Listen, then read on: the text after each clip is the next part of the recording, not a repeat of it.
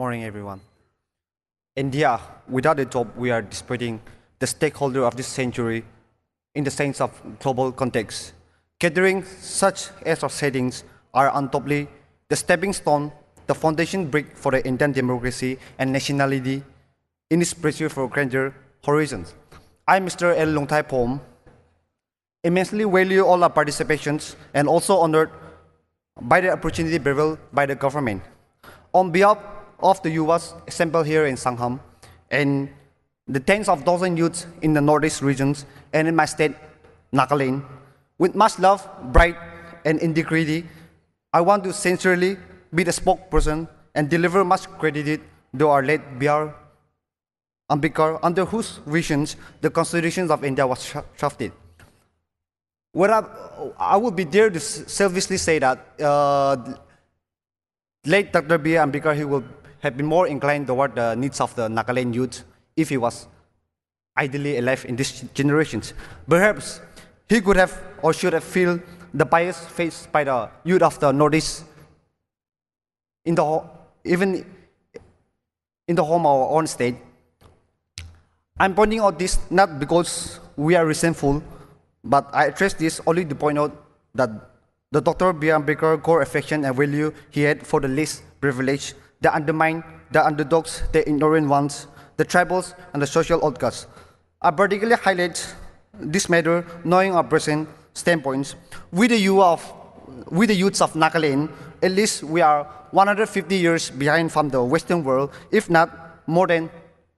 And we could have been more in pathetic conditions if it had been for the visionary Dr. B.R. Ambedkar ji and his generosity to look beyond the social politics and ahead in time. We are grateful without measure. Dr. B.R. Ambedkar was a multifaceted personality. His public service started during the second decade of the 20th century. He belonged to the category of politicians putting the service to humanity before themselves.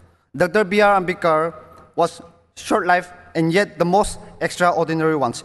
He rose from the dust, from being treated worse than an animal and becoming the father of the Indian constitutions, a genuine emancipator of Dalits, a great national leader and patriot, and a great author, a great educationist, a great humanist without any parallel among his contemporaries. All these factors, all these faces of Ambedkar personality had a strong humanist underpinning.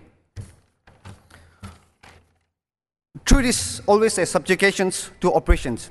Ambedkar was also a victim of imprisonment for his stand of caste identity.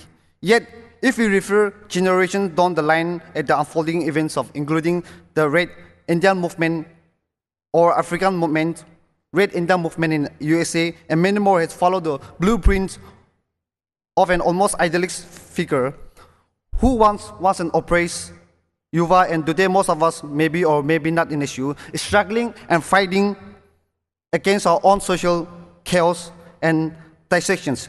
I urge every student out here and every dignitaries out here that in the long run, giving aside our indifferences, giving aside our caste, giving aside our differences in our tribes and all, we shall all march together under the banner of Sangham, and we will all march for another 10,000 years. Thank you. Thank you so much, Lungthai.